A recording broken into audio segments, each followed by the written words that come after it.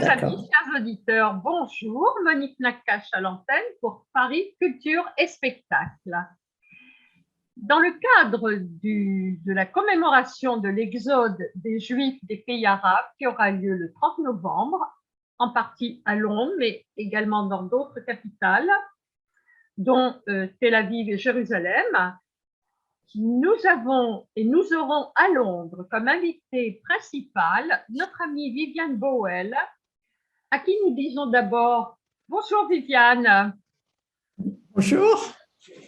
Je suis ravie de te donner la parole pour ce livre magnifique, To Egypt with Love. Ce livre est écrit en anglais. On peut se le procurer sur Amazon et nous allons tout de suite entrer dans le vif du sujet. Qu'est-ce qui t'a donné envie de parler de ton amour pour l'Égypte? Bonjour tout le monde. J'ai écrit ce livre au début, c'était vraiment pour mon petit-fils. Je voulais qu'il sache un peu de la famille. J'ai dit, je vais écrire quelques pages sur un livre de recettes. Et j'ai commencé et les 20 pages sont devenues 50 et puis 70. Et puis c'est devenu un livre entier. Et évidemment, je l'ai écrit pour mon petit-fils, pour ma famille. Mais aussi, je me suis rendu compte au fur et à mesure que j'écrivais que c'était très important pour moi de parler un peu de la communauté juive, la communauté séfarade surtout, qui était une grande partie de ma vie et qui va être oubliée. Si ma génération n'en parle pas, et nous sommes la dernière génération, on va vraiment être oublié. Et puis, je ne sais pas, c'est pas seulement les Juifs, c'est les Juifs de tous les pays arabes qui ont vraiment disparu, toutes les communautés ont disparu. Et nous sommes les Juifs oubliés, l'exode oublié. On parle beaucoup, évidemment, de la Shoah. Évidemment, c'est très important. Mais je pense que nous aussi, nous comptons. Dans le livre, j'ai commencé, je voulais parler de ma famille, je voulais parler du Caire, de notre vie de tous les jours, du fait que le Caire était une ville très, très moderne et je voulais en parler. Et puis évidemment de 1956, de la Au façon départ. très... euh, Alors, de la façon très Viviane, je dois dire que personnellement, je suis très attachée au devoir de mémoire et entre autres pour l'Égypte, l'année dernière, j'ai carrément donné la parole à plusieurs auteurs de livres sur l'Égypte, dont Ronald Sicurel, Fortuné Dweck, Verroulé Verroulé, bien sûr le monde ashkénaze aussi, qui est très très important. Et maintenant, tu vas nous parler directement de ta famille maternelle qui vient d'Alep et ta famille paternelle qui vient d'Espagne, de Tolède et qui arrive à Constantinople. Alors, Monique, comme tu as dit, ma famille maternelle venait d'Alep. Ils sont arrivés en Égypte vers 1910, 1912 pour des raisons économiques, parce que avec la construction du canal de Suez, évidemment, Alep n'était plus la même chose. Beaucoup de gens ont été ruinés parce que c'était un arrêt très important sur la route de la soie. Et quand ils sont arrivés en Égypte, mon oncle avait, je crois, 3 ans. Mes grands-parents ont eu 5 enfants, mais mon grand-père, malheureusement, est mort très jeune et a laissé ma grand-mère veuve. Ma grand-mère ne parlait que l'arabe. Et l'arabe syrien, elle n'écrivait pas, ne lisait pas, mais elle s'est débrouillée. Je crois que je ne connais pas beaucoup sur ma famille, mais je crois qu'il y avait une organisation bénévole qui s'appelle la Goutte de lait, qui les a beaucoup aidés. Et ils ont été éduqués en français et ils ont fait une belle vie, ils ont fait de belles carrières. La famille, la culture syrienne, surtout d'Alep, est une culture où les enfants, on le parle, n'importe quoi qui n'est pas bien, on n'en parle pas. On n'en parle pas parce qu'on pense que si on n'en parle pas, bon, ça va disparaître. Donc, on était très protégés de ce côté. Et puis, les Syriens d'Alep sont très ambitieux et l'argent est très important. La famille de mon père était tout à fait le contraire. Mes ancêtres viennent d'Espagne. Ils ont été expulsés en 1492. Ils sont arrivés à Constantinople. Et ils sont restés jusqu'à la fin de l'Empire ottoman et aussi ont choisi l'Égypte pour des raisons économiques. Ma grand-mère maternelle est morte en laissant mon père, mon oncle qui était beaucoup plus vieux et un bébé. Je crois qu'elle est morte quand ma tante est née. Mon grand-père s'est remarié et la femme qu'il a épousée a été comme une mère pour mon père et son frère et sa sœur. Elle a eu 5 enfants et c'était une famille très, très soudée, très unie. Et il parlait, comme je dis, il parlait ladino très souvent, mais la plupart du temps pour que les enfants ne comprennent pas. Oui, Donc, classique, je suis née au Caire. Et sur le plan économique, il se situait comment dans la famille paternelle? Donc, mon grand-père a été malade assez jeune. Il a cessé de travailler, je crois, quand il était encore très jeune. Et le fardeau de soutenir la famille, c'était sur mon père. C'est pour ça que ses sœurs l'adoraient, même après. C'était un dieu. Mon père était un dieu pour mes tantes. Et mon père avait une très bonne position. Il a commencé de rien, tout à fait en bas. Il est devenu le managing director, le directeur général de John Dickinson, qui est très connu en Angleterre. Il vend des papiers, des enveloppes, des trucs comme ça. Et il était très, très respecté dans son travail. Mais mon père, alors je parle beaucoup de mon enfance, donc je suis née au Caire. J'ai été éduquée en français, complètement en français. Donc pour moi, la littérature française, l'histoire française, ça fait partie de moi, si vous voulez. Donc je connais rien de l'histoire anglaise. Et on était éduqués au lycée français du Caire. Et nous parlions français à la maison. Nous n'étions pas religieux, nous étions tout à fait séculaires, mais nous observons toutes les traditions et la famille autour de moi. Et il y a des tas de choses que, autant on le faisait, je ne comprenais pas parce je ne demandait pas de questions, on ne me disait rien.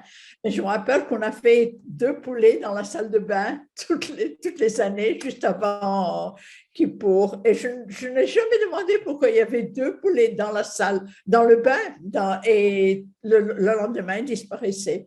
Et après, quand j'ai fait des recherches dans mon livre, j'ai appris que c'était le caparotte qui sacrifie un poulet pour chaque enfant et on le donne aux pauvres et on espère que ça compense pour nos péchés. Peux-tu nous parler des familles juives du Caire que tu as connues avant de quitter l'Égypte? C'est-à-dire qu'au Caire, il y avait les Juifs très, très riches, richissimes, qui faisaient un peu partie de l'aristocratie juive égyptienne. Donc, il y avait les Smouha, les Katawi, les Mosseri, les Ménaché. On ne les connaissait pas. Les Sicurel. Évidemment, les Sicurel aussi, oui. Le grand magasin dont tu m'as parlé tout à l'heure. Oui, donc, et les grands magasins Sicurel étaient superbes. Ils avaient la dernière mode de Paris. Il y avait 3 étages. C'était vraiment, c'était un peu l'équivalent des Galeries Lafayette au Caire. Mais il y avait aussi je dis maintenant tous les noms les gens ne le savent pas, mais il y avait Chemla, Anneau, le Salon Vert, Orostibak, Sednawi. Ma mère elle faisait toujours des courses, tous les jours elle était. Donc, mes parents avaient, donc il y avait donc l'aristocratie juive égyptienne, si vous voulez. Et puis, il y avait la classe moyenne, donc c'était nous. Et puis, il y avait les juifs très pauvres, si vous voulez, qui habitaient dans le quartier juif, qui était Haret El Yahoud. Nous habitions au centre du Caire, littéralement au centre du Caire, à peut-être 5 minutes. C'était Midan Soliman Pacha, maintenant c'est devenu Midan Talat Harb. Et là, il y avait Gropi, qui était la pâtisserie la plus connue du Caire, tout à fait. Maintenant, elle existe toujours, mais ce n'est pas la même chose. Mais je crois même qu'il y a des mariages qui ont été organisés à Kopi. Il y a eu des rencontres parce qu'il y avait un salon de thé. Mes parents se sont rencontrés, Voilà. on était présentés à Gropi. Gropi, c'était aussi la place où on allait pour acheter les gâteaux.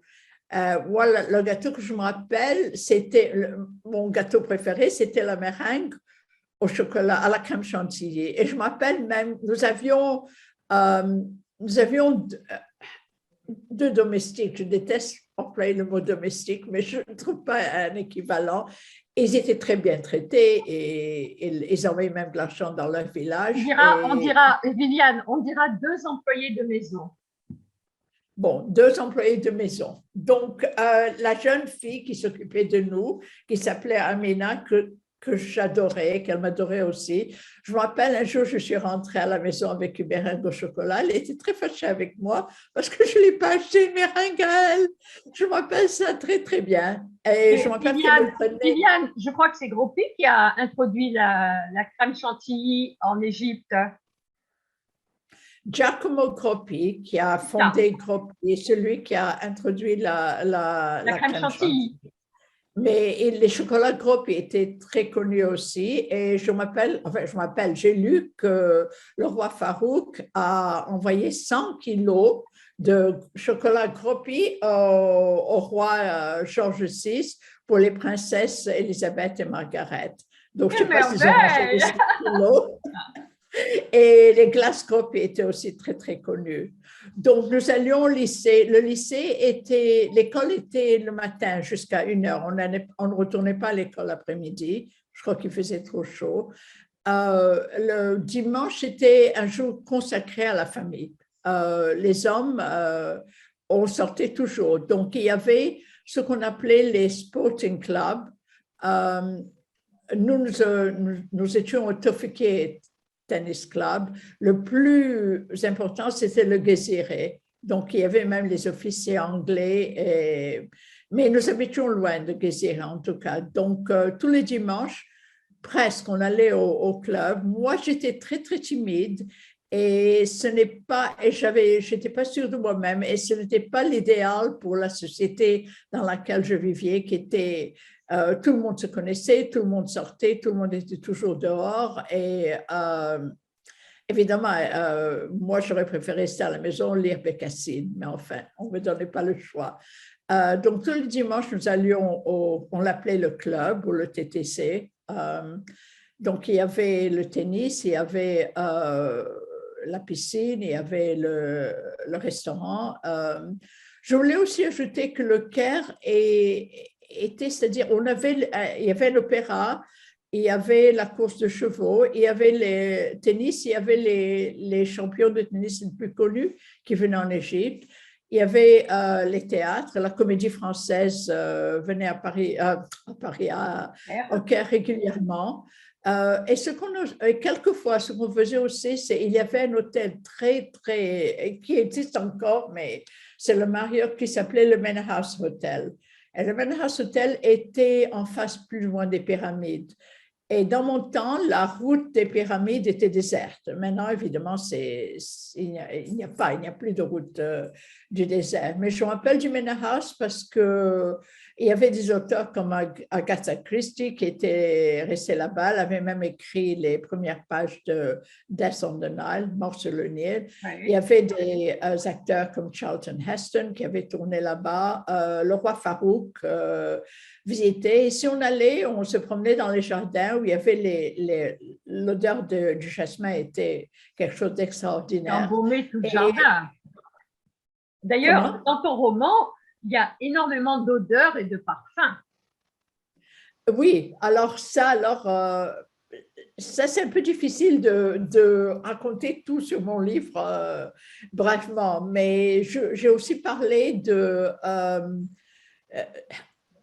l'hospitalité, le fait qu'en Égypte, je ne sais pas, en Angleterre, ce n'est pas la même chose. En Angleterre, quelqu'un tape à votre porte, vous lui offrez Si vous vous rappelez, vous lui offrez une tasse de thé ou une tasse de café. Chez nous, c'était les mamoules, les royeba, et alors, il y avait ce que je m'appelle aussi, que ma mère avait continué, autant ça m'énervait énormément, c'était les étiquettes, et on devait observer des tas de trucs. Par exemple, si vous avez une invitée, les femmes, parce que les hommes ne faisaient pas tellement de chichi. Alors, la dame arrivait, on lui offrait le mamoul, on lui offrait le café, et puis si on lui offrait un autre mamoul, elle devait dire refuser.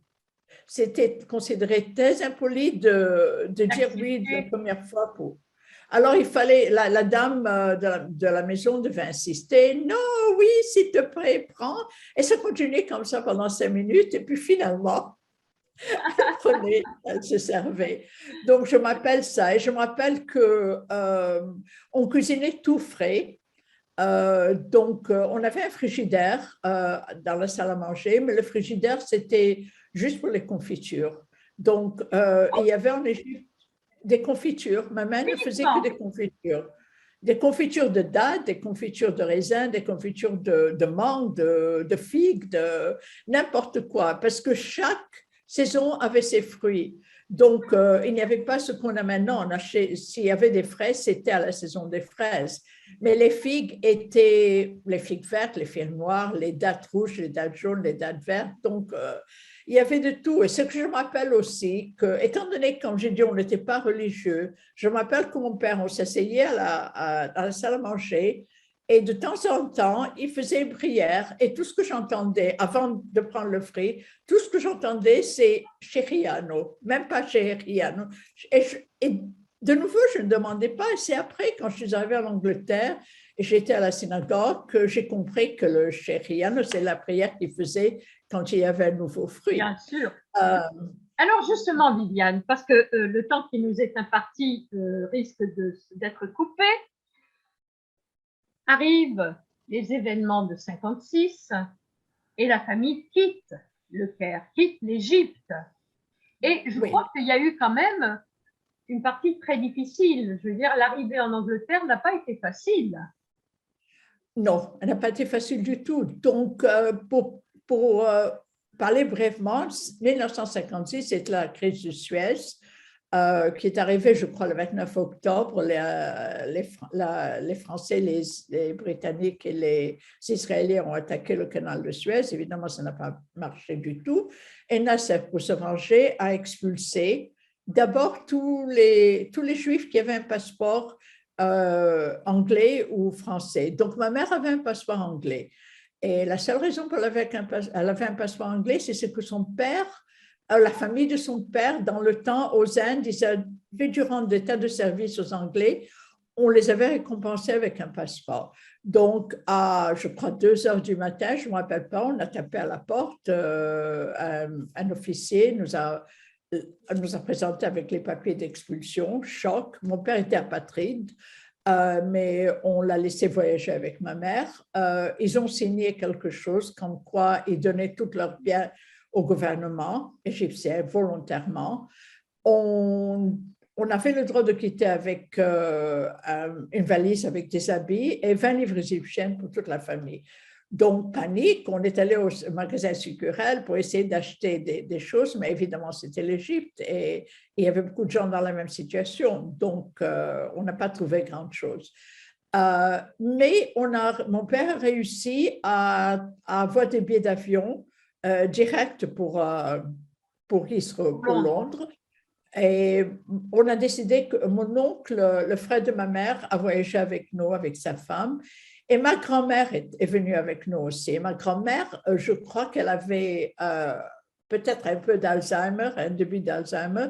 Elle ne parlait pas le français, elle ne parlait pas l'anglais, donc la pauvre, ça a dû être un choc énorme. Terrible. Et ça, je n'ai pas compris jusqu'à dernièrement quand j'ai réfléchi sérieusement. Donc, on a pris l'avion. Je crois qu'on s'est arrêté 2 fois à Sofia et à Athènes. Et puis, on a passé la nuit à Amsterdam. Donc, on a quitté l'Égypte le 10 décembre, je crois que c'était 1956. Le temps était normal en Égypte, donc il ne faisait pas froid, il ne faisait pas chaud, mais il ne faisait pas... On atterrit à Londres, évidemment le ciel était gris, il faisait très froid, et on nous a mis dans un bus, on ne nous a pas dit où on allait, on n'a dit absolument rien, on ne parlait pas un mot d'anglais, mon père parlait l'anglais parce qu'il parlait l'anglais bien pour son travail. Et ils nous ont pris dans ce que j'appelais moi un camp de réfugiés, mais c'était un hostel, je ne sais pas comment on dit en français, qui n'avait pas été habité depuis très longtemps. Donc, la première des choses que mon père nous a dit, qui était une grande erreur, il nous a dit, vous êtes en Angleterre maintenant, vous devez oublier l'Égypte, vous ne devez jamais mentionner l'Égypte et vous devez vous comporter comme les Britanniques. Et nous, évidemment, on a dit d'accord, mais on n'oublie pas son pays natal comme ça, c'est ridicule. Donc, ils n'ont jamais reparlé de l'Égypte avec nous. Mais ils avaient des amis, ils n'avaient que des amis juifs égyptiens, c'est ça la contradiction. Enfin, le hostel, comme je l'appelle, c'était tous des pavillons en bois, je crois, je ne me rappelle pas en quoi, et juste au centre, il y avait un grand bâtiment qui était la cantine. Donc, la cantine, il y avait des sauces. Qu'est-ce qu'on nous sert? Donc, pour le petit déjeuner, c'était cornflakes. On n'a jamais goûté. Pour nous, c'était, on ne peut pas le manger. Pour le déjeuner, pour le dîner, c'était par exemple des saucisses de porc. On ne mangeait pas du porc. De choux bouillis, des pommes de terre. Ce n'était même pas des pommes de terre hachées, c'était le smash, c'était la poudre. On a jeté. Donc, on avait tout le temps faim. Ça, je me rappelle très bien. Au début, on a essayé de manger, mais après ça, ce n'était pas possible. Combien de temps vous êtes resté dans cet endroit? 3 mois. 3 mois. Les enfants du village, évidemment, ils n'avaient jamais vu des gens comme nous, on ne parlait pas l'anglais. Donc, ils s'amusaient à tourner autour de nous, à nous demander si on avait des chameaux, si on habitait dans des tentes comme ça. On nous a envoyés à l'école anglaise. Et pour arriver à l'école, il fallait traverser des champs pleins de boue. On était juste au milieu de rien. Il n'y avait rien. Il n'y avait que des champs, des arbres. On ne comprenait absolument rien. On avait quitté le Caire, qui était évidemment très bruyant, on était habitués. Donc, arrivé à l'école, je ne comprenais absolument rien. Et puis, me forcer à me déshabiller, à mettre un t-shirt et des shorts et à sortir dehors pour jouer au hockey ou je ne sais pas quoi. Et moi, je suis retournée, je dis à ma mère, ces gens, ils sont fous. Moi, je ne retourne pas. Ah, et une douche froide aussi. Je dis, c'est pas possible. Enfin, je ne me rappelle pas ce que j'ai fait. Peut-être que j'ai continué à aller. Donc, on est resté 3 mois. Je me rappelle qu'une famille juive anglaise m'avait invité, donc c'était juste la période de Noël, ils m'avaient invité pour Noël, seul. Alors, ils avaient un très grand chien et moi, j'ai eu peur du chien. Je n'étais pas habituée aux chiens, on n'avait pas de chiens en Égypte. Et puis, ils avaient un arbre de Noël. D'abord, je n'avais jamais vu un arbre de Noël, puis je ne comprenais pas pourquoi une famille juive avait un arbre de Noël. Alors, après 1 heure, j'ai dit, je vais retourner chez mes parents. Alors, on est retourné. Et puis, une autre chose que je me rappelle, c'est qu'on n'avait pas, évidemment, il a commencé à neiger, on n'avait jamais vu la neige. Et on n'avait que des chaussures pour l'Égypte, adaptées pour le Caire. Alors, on a dû essayer d'acheter des bottes. Et alors, on a réussi à prendre, je m'appelle, on a réussi à prendre un bus et on est arrivé à une petite ville qui s'appelle Cheltenham. Et la première des choses qu'on a vues, c'est une enseigne qui disait Boots. Bon, on a dit Boots, ça c'est bien, on va rentrer là et on va acheter nos bottes. Mais Boots en Angleterre, c'est une pharmacie. Alors, évidemment, on a dû tourner. Finalement, on a trouvé les boots. Enfin, après 3 mois... Je vais te dire, toi qui parles l'arabe, il y a une phrase qui est très belle en arabe.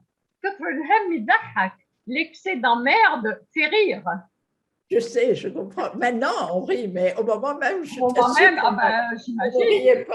ne riait pas du tout. Enfin, on a passé 3 mois et après ça, mon père, la première des choses qu'il a fait, c'est aller chez John Dickinson à la City of London et demander un travail. On lui a dit, écoutez, si vous voulez rester comme directeur général, il faut que vous alliez ou en Australie ou en Nouvelle-Zélande ou au Canada. Il a dit non, il n'est pas question. On lui dit, bon, dans ce cas-là, vous restez à Londres, mais vous commencez de nouveau du plus bas. Il a dit d'accord. C'est-à-dire, il a montré beaucoup de courage. Moi, j'ai insisté à aller à une école française. Alors, on m'a envoyé, on m'a donné une bourse et j'étais à l'école, au lycée français Charles de Gaulle à Londres. Mais maintenant, je comprends, maintenant, je me suis rendu compte que c'était une erreur, tout compte fait. D'abord, j'étais il y avait section française et section anglaise. Je suis restée dans la section française pendant 2 ans, juste à l'année du bac. Mais alors, le lycée, c'était pour les enfants d'ambassadeurs de tout le monde, de Finlande, de Vietnam, Une etc., ou élite, des attachés. high society, une élite. Donc, c'était des gens qui étaient très Oui. aisés. Nous n'avions rien. Elle portait des bas, moi je portais des chaussettes. Elle ou ils allaient prendre dans un coffee bar après l'école ou à l'heure du déjeuner. Moi, j'avais l'équivalent de, je ne sais pas, 3 pence, 10 pence, je ne sais pas, quelques francs, juste assez pour acheter un chocolat une fois par semaine. Oui, bien sûr. Et je crois que ça m'a donné un grand complexe parce que, et même quand, et après 2 ans, on m'a dit, écoutez, vous ne pouvez pas continuer comme ça, prétendre que vous êtes dans une école française, vous devez étudier pour les examens anglais. Alors, c'était le GCSE, O-Level. On m'a donné les livres que je devais étudier. C'était Shakespeare. J'ai ouvert le livre. Je ne comprenais rien, même pas un mot. Bien sûr. Évidemment, mais c'était ma faute aussi, parce que pendant 2 ans, j'avais une copine qui était une réfugiée yougoslave et une copine qui était allemande, mais je parlais en français. À la maison, je parlais en français. Donc, je prétendais que j'étais encore, que je n'étais pas en Angleterre. Donc, j'ai dû étudier la pièce de Shakespeare mot par mot en me référant au dictionnaire. Mais c'est une très bonne façon d'apprendre l'anglais. Donc, j'ai appris l'anglais très, très bien. Et alors, je devais aller, j'avais l'intention d'aller à l'université pour apprendre le français, pour étudier le français et l'italien. Mais comme je n'avais pas d'argent du tout et que mes parents ne me donnaient pas d'argent de poche ou rien et que ma meilleure amie avait commencé à travailler, j'ai décidé de ne pas aller à l'université et de faire un cours de secrétariat. Une autre erreur, mais enfin.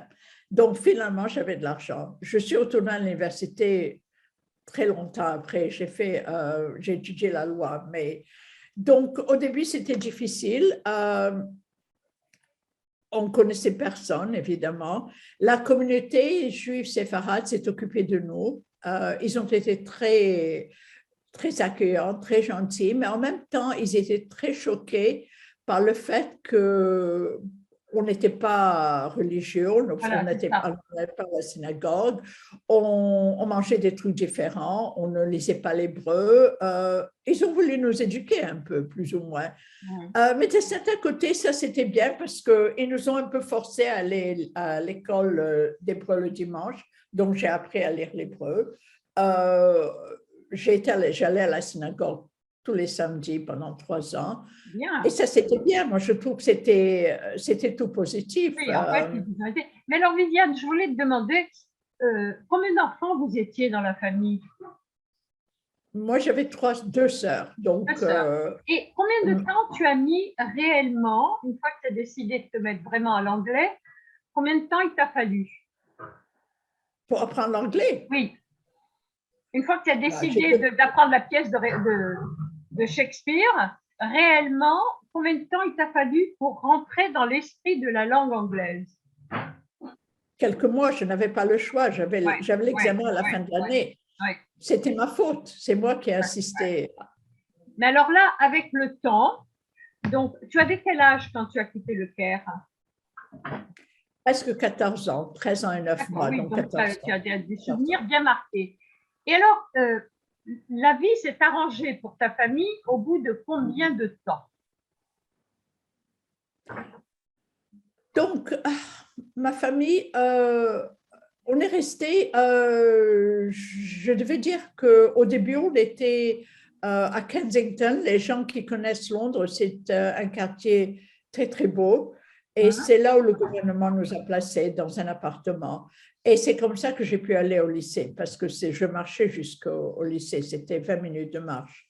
Après 1 an et demi, évidemment, il ne pouvait plus payer le loyer. Mon père a acheté une petite maison au nord de Londres. En ce temps-là, pour moi, c'était un peu presque le désert. J'étais très fâchée avec mon père. Pourquoi tu nous mets à la fin du monde? Maintenant, c'est devenu presque Londres. Oui, Tout oui. a changé. À l'époque, c'était un déracinement. Je crois que, c'est-à-dire que ma mère n'a jamais changé. Ma mère n'a jamais appris l'anglais. On a continué à parler en français. Elle avait sa petite vie très restrictive, c'est-à-dire elle voyait juste ses amis une fois par semaine. Elle jouait aux cartes. Je pense que ça a été très, très difficile pour mes parents. Mon père a eu une thrombose à l'âge de 50 ans. Et je crois que c'était tout le stress que de bureau, ils ont changé. Le bureau, au lieu d'aller à Londres, au centre de Londres, où c'était le bureau La City, principal, après. Oui. oui, il devait aller à Hertfordshire, il devait prendre un autobus. Mon père, c'est toujours tout à la dernière minute. Donc, il prenait, ou il ratait l'autobus, ou il le prenait à la dernière minute. Et c'était à 1 heure de là où on habitait. Je crois que finalement, quelque chose est arrivé et il a eu une thrombose. Donc, j'avais même 20 ans, peut-être 21 ans, je ne me rappelle pas. Ma mère n'a rien su faire. Elle était complètement prise de panique. J'étais la fille aînée, donc c'était à moi de m'occuper, de prendre l'ambulance. Mais heureusement, il a guéri. On est sorti. Il s'en Et, est sorti. et après, passe au monde, parce que je crois que tu as épousé un Anglais. Comment? Tu as épousé un Anglais. Qui? J'ai étudié en anglais? Non, non, tu t'es mariée avec un Anglais. Non, non, je ne suis pas mariée avec un Anglais, je me suis mariée avec un juif égyptien. Je croyais que Boel, pour moi, c'était évident. Mais ça, c'est mon deuxième mari. Ah, d'accord, d'accord, d'accord. Donc, on va tout savoir. On va tout savoir. Comment? On va tout savoir. Le premier mari était un juif égyptien. Mais c'est dans mon livre, j'ai écrit. Oui, justement, mais je veux que tu en parles. J'ai écrit sur mon premier mariage qui était très, très dur. Ça n'a pas marché. Le fait que nous étions juifs et égyptiennes ne signifiait pas qu'on allait s'entendre. Mon premier mari venait de Port Saïd. Donc, Port Saïd, c'était presque un village en comparaison du Caire. Oui, oui. Ils avaient des idées lui et ses parents avaient des idées très, très drôle sur la femme. La femme travaillait, d'accord, mais elle devait donner l'argent à son mari, elle devait obéir à son mari. C'est pas du tout, je n'étais pas habituée du tout. On a essayé, mais ça n'a pas marché. Mais maintenant, ça va, on s'entend, ce n'est pas… Mais j'ai passé une période très difficile entre mon premier mariage et mon deuxième mariage. J'ai eu une dépression nerveuse, mais enfin, ça, c'est dans mon livre aussi. Mais j'en parle pas beaucoup, brièvement. Bien sûr, c'est quand même, ça reste douloureux. Et alors, est-ce qu'il y a un des chapitres sur lequel tu aimerais revenir?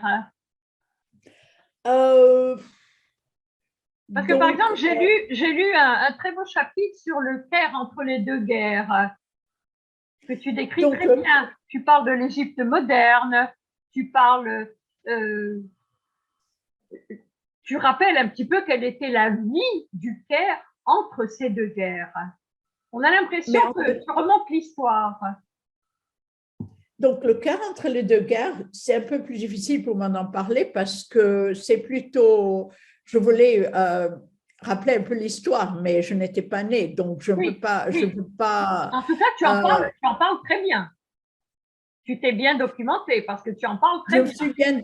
Je me suis bien documentée, mais le Caire a toujours été, le Caire, même entre la guerre et même pendant la guerre, le Caire a toujours été une ville qui n'a pas été affectée par la guerre. Le seul moment où les Juifs auraient été affectés, c'est évidemment Al-Amin, la bataille d'Al-Amin, et ça aurait pu se passer très, très mal. Mais à part ça, je crois qu'il n'y avait pas la ration, les trucs qu'il y avait en Europe. Les Juifs ont continué une vie très, très normale. Mais je crois pour moi, ce qui est le plus important, c'est ce que je me rappelle, moi, du Caire. Et surtout ce que je me rappelle, à laquelle je suis très, très attachée, après toutes ces années, si j'entends le muezzin qui appelle les musulmans, À la ça me donne prière. quelque chose au cœur. C'est comme si je me retrouve, que je sois en Tunisie, au Maroc ou n'importe où, si j'entends ça, pour moi, c'est tellement familier.